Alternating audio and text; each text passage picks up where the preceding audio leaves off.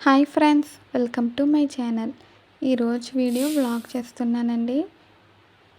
ఈ వీడియోలో మా మార్నింగ్ క్యారేజ్ హడావుడి ఎలా ఉంటుందో మీతో షేర్ చేసుకుందామని వీడియో చేశానండి. మీకు చూపించాను కదా, ఆ గ్లాస్తో రైస్ తీసుకున్నారు. మా అమ్మగారు చేస్తున్నారండి. రైస్ తీసుకుని గిన్నెలో వేసుకుని 3 సార్లు వాష్ చేశారు.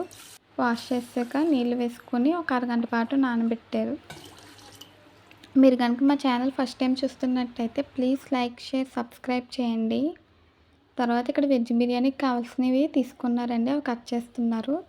టైం 6:15 అయింది. కట్ చేసానండి. క్యారెట్, ఉల్లిపాయ ముక్కలు, పచ్చిమిర్చి, బంగాళదుంప, జీడిపప్పు, అలాగే హోల్ గరం మసాలా తీసుకున్నామండి. అల్లం వెల్లుల్లి కూడా చిన్న చిన్న ముక్కలుగా తరిగి పెట్టారు. ఎప్పుడైనా అల్లం వెల్లుల్లి పేస్ట్ లేనప్పుడు, అలాగే అల్లం వెల్లుల్లి పేస్ట్ చేసే టైం కూడా లేనప్పుడు ఇలా చిన్న ముక్కలుగా తరిగి ఆయిల్లో ఫ్రై చేసేస్తే సరిపోతుందండి.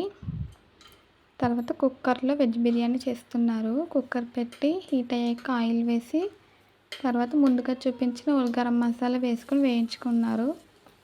తర్వాత అల్లం వెల్లుల్లి వేసుకుని ఆయిల్లో ఫ్రై చేసేస్తే చిన్నగా అయిపోతాయండి. అసలు మనం ముక్కలు వేసినట్టు కూడా తెలీదు. ఇవి ఫ్రై అయిపోయాక జీడిపప్పు, కట్ చేసి పెట్టుకున్న ఉల్లిపాయ, పచ్చిమిర్చి, క్యారెట్ వేసుకుని 1 నిమిషం పాటు వేయించుకోవాలండి. అలాగే బంగాళదుంప కట్ చేసి వాటర్లో ఉంచాను. మా అమ్మగారు ఉదయం 5:30కి లేచి గదులు కట్ట తుడిచేసి తర్వాత క్యారేజీ చేస్తున్నారండి. ముందుగా కట్ చేసి పెట్టుకున్న బంగాళదుంప ముక్కలు కూడా వేసుకొని బాగా ఫ్రై చేసుకోవాలి. మీరు ఇంకా కావాలంటే వెజిటేబుల్స్ ఏమైనా యాడ్ చేసుకోవచ్చండి. మా అమ్మగారు చేసే వెజ్ బిర్యానీ చాలా టేస్టీగా ఉంటుందండి. నాకు బాగా ఇష్టము. పెళ్ళిళ్ళలో చేసుకునే వెజ్ బిర్యానీ టేస్ట్ ఉంటుందండి. చాలా బాగుంటుంది. మీరు ఒకసారి ట్రై చేయండి. ఉల్లిపాయలు, వెజిటేబుల్స్ ఫ్రై అయిపోయినాయండి. తర్వాత వాటర్ వేసుకోవాలి. 1 గ్లాస్ రైస్కి 2 గ్లాసులు నీళ్ళు వేసుకోవాలండి. తర్వాత రుచికి సరిపడినంత ఉప్పు, కొంచెం గరం మసాలా పొడి వేసుకొని ఒకసారి కలుపుకోవాలి.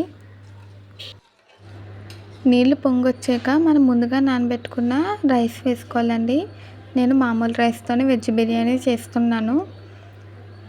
ఉప్పు సరిపోయింది లేదు ఇప్పుడు ఒకసారి చెక్ చేసుకోవాలండి. నానబెట్టుకున్న రైస్ వేస్తున్నాను. ఇలా పొంగొచ్చాక వేయాలండి. కుక్కర్లో చేసుకుంటే మనకి ఈజీగా అయిపోతుందండి. కుక్కర్లో కూడా 1 గ్లాస్కి 2 గ్లాసులు నీళ్ళు వేసుకోవాలి. అదే మామూలు గిన్నెలో వండుకున్నా సరే అదే కొలతండి. రైస్ వేసాక ఒకసారి కలుపుకొని కుక్కర్ మూత పెట్టుకొని 2 విజిల్లు వేయించుకోవాలండి. మీడియంలో పెట్టి ఉడికించుకోవాలి. 2 విజిల్లు వచ్చాక స్టవ్ ఆఫ్ చేసానండి. ప్రెషర్ మొత్తం పోయేంత వరకు మూత తీయకూడదు. ఇప్పుడు మనం దీన్ని డైనింగ్ టేబుల్ మీద పెట్టేసుకుందాము.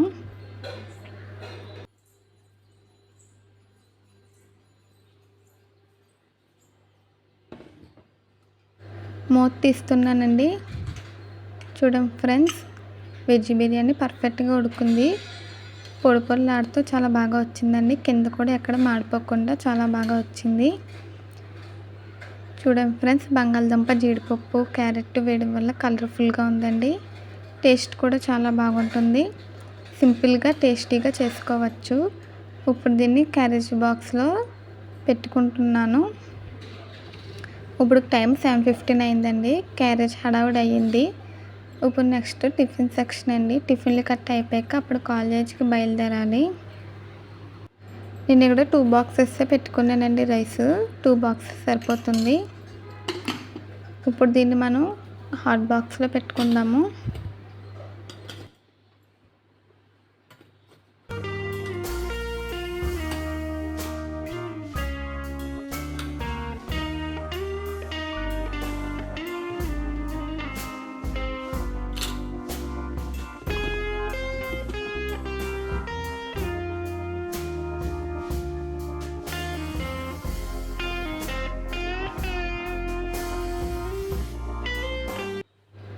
నేను కూలింగ్ వాటర్ పెట్టుకోలేదండి. అందుకే వాటర్ బాటిల్లో వాటర్ వేసుకుంటున్నాను.